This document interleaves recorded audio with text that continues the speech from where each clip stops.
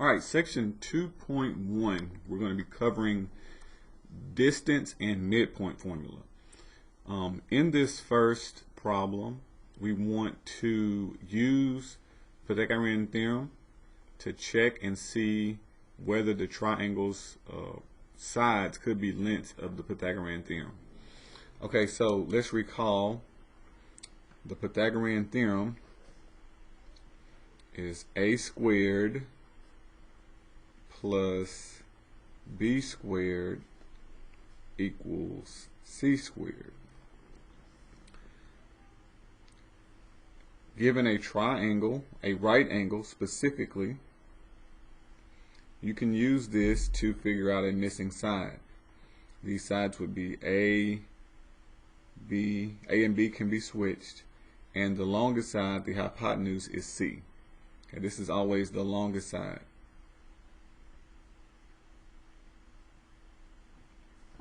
Alright, so the numbers we're given are 11, 60, and 61.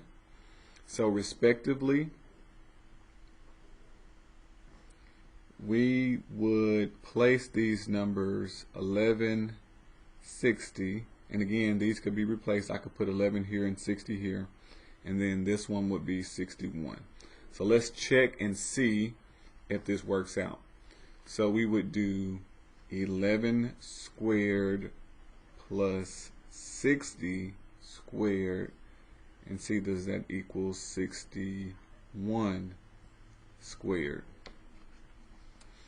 Alright, so 11 squared is 121, 60 squared is 3,600, and then 61 squared, I might have to compute that with a calculator. I can do 6 and 6 is 36 and add the zeros. There's a shortcut, but I can't think of it right off the top of my head. So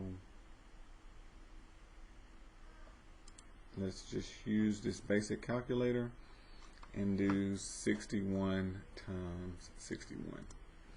And it gives me 3,721.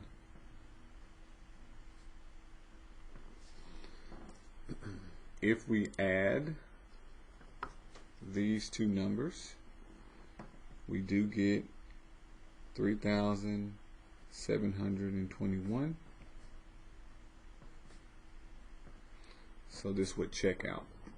Alright, so let's plug in these values. 11 squared, 121, 60 squared, 3,600, and then 61 squared, 3,721. Alright, so we got two more parts remaining. It says in the given triangle are the two sides that when squared and added together equal to the side of the third. So we squared them, added them, and yes, they were equal to the third. And then part 3 is the triangle or right triangle. So yes, the fact that this formula works tells us that we have a right triangle. It only works with right triangles.